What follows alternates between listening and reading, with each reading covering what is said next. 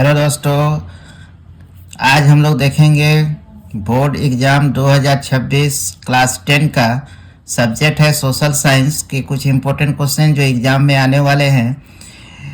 इतिहास से पहले शुरू करते हैं। इतिहास के जो सवाल है, पहला है मारियान से आप क्या समझते हैं। दूसरा क्वेश्चन है बाल्कन प्रदेशों में राष्ट्रवादी तनाव क्यों पनपा, 3 कारणों का वर्णन करें। तीसरा है बहिष्कार आंदोलन का क्या तात्पर्य है, पिकेटिंग से क्या समझते हैं। पांचवा सवाल है पहले विश्व युद्ध ने भारत में राष्ट्रीय आंदोलन के विकास में किस प्रकार योगदान दिया। छठा सवाल है राजनीतिक नेता पृथक चुनाव क्षेत्रों के सवाल पर क्यों बटे हुए थे। सातवां सवाल है भारतीयों ने सामूहिक अपनेपन का भाव विकसित करने वाले कारकों का उल्लेख करें। इसके आगे का सवाल है 8 नंबर, रेंडर पेस्ट से आप क्या समझते हैं। 9वां सवाल है असेंबली लाइन से क्या तात्पर्य है। 10वां सवाल है गिरमिटिया मजदूर का क्या अर्थ है। 11वां सवाल है हाथ से बने हुए वस्त्र की प्रमुख 2 विशेषताओं का उल्लेख करें। 12वां सवाल है कॉर्न लॉ से आप क्या समझते हैं। 13वां सवाल है वीटो का क्या तात्पर्य है।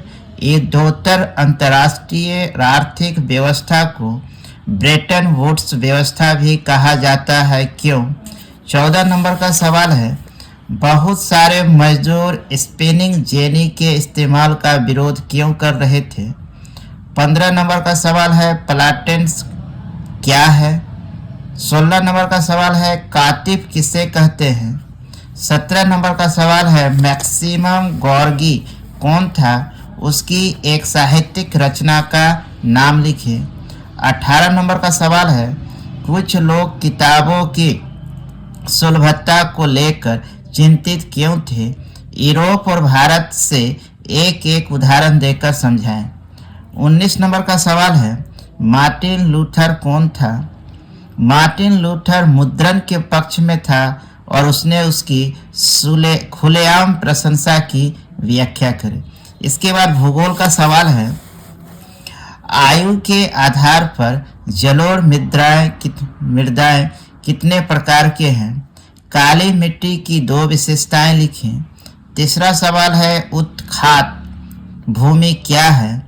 चौथा नंबर का सवाल है संसाधनों के संरक्षण क्यों आवश्यक है, कारण दे। इसका 5वां नंबर का सवाल है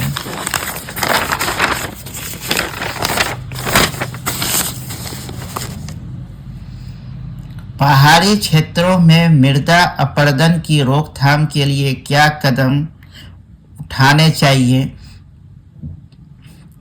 6ठा नंबर का सवाल है भूमि निम्नीकरण किसे कहते हैं। भूमि क्षरण के 4 कारणों की व्याख्या करें। 7वां नंबर का सवाल है जैव विविधता क्या है, यह मानव जीवन के लिए क्यों महत्वपूर्ण है। 8वां नंबर का सवाल है भारत में वन और वन जीवन का संरक्षण क्यों आवश्यक है। 9वां नंबर का सवाल है वर्षा जल संग्रहण क्या है। 10वां नंबर का सवाल है सदा नीरा नदियों से क्या तात्पर्य है। 11वां नंबर का सवाल है नदियों में बांध क्यों बनाए जाते हैं। 12 नंबर का सवाल है व्याख्या करें कि जल किस प्रकार नवीकरण योग्य संसाधन है। 13 नंबर का सवाल है जल दुर्लभता क्या है, जल संरक्षण कैसे किया जा सकता है। 14 नंबर का सवाल है बहुउद्देशीय परियोजना की 4 हानियां लिखें। 15 नंबर का सवाल है उपभोक्ताओं को किन 2 वर्गों में बांटा गया है। 16 नंबर का सवाल है भारत में झूम खेती के किए जाने वाले 4 राज्यों के नाम लिखें। 17 नंबर का सवाल है मोटे अनाज से क्या तात्पर्य है। 18 नंबर का सवाल है रोपण कृषि क्या है, इसकी एक विशेषता लिखें। 19 नंबर का सवाल है आत्मनिर्वाह कृषि क्या है, आत्मनिर्वाह कृषि क्या है। 20 नंबर का सवाल है गहन जीविका कृषि क्या है, इसकी विशेषताएं लिखें। 21 नंबर का सवाल है लोक खनिज और अलोक खनिज में अंतर स्पष्ट करें। कृषि और उद्योग एक दूसरे के पूरक है, कैसे? स्वामित्व के आधार पर उद्योगों के वर्गीकरण की व्याख्या करें। तो ये थे भूगोल के सवाल। इसके बाद है नागरिक शास्त्र के सवाल। सत्ता की साझेदारी क्यों जरूरी है, स्पष्ट करें। अवशिष्ट शक्तियां किन्हें कहा जाता है?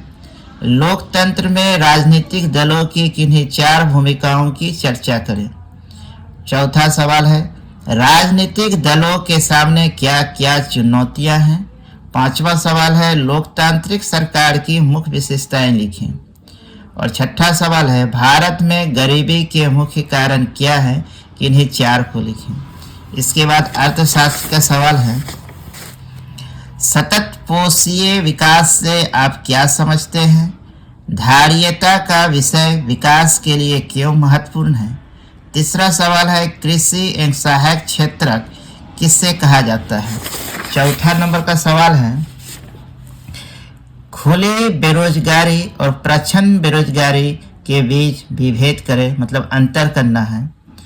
10 रुपये के नोट पर लिखा है मैं धारक को 10 रुपये अदा करने का वचन देता हूँ, इसका क्या अर्थ है? क्या कारण है कि बैंक कुछ कर्जदारों को कर्ज देने के लिए तैयार नहीं होते हैं? वैश्वीकरण प्रक्रिया में बहुराष्ट्रीय कंपनियों की क्या भूमिका है? और आखिरी सवाल है 8वां नंबर उपभोक्ता सुरक्षा कानून 1986 क्यों बनाया गया? तो ये थे सवाल एसएसटी के जो आने वाले एग्जाम में महत्वपूर्ण भूमिका निभाएंगे ये सवाल। और ये सवाल इन्हीं में से कुछ सवाल आपसे पूछा जाएगा, तो आप इसको एक बार जरूर देख के एग्जाम हॉल में जाएं ताकि आप सही तरीके से एग्जाम और बिना डर के साथ एग्जाम को दे सकें। तो मिलते हैं आप नेक्स्ट वीडियो में, तब तक के लिए थैंक्स।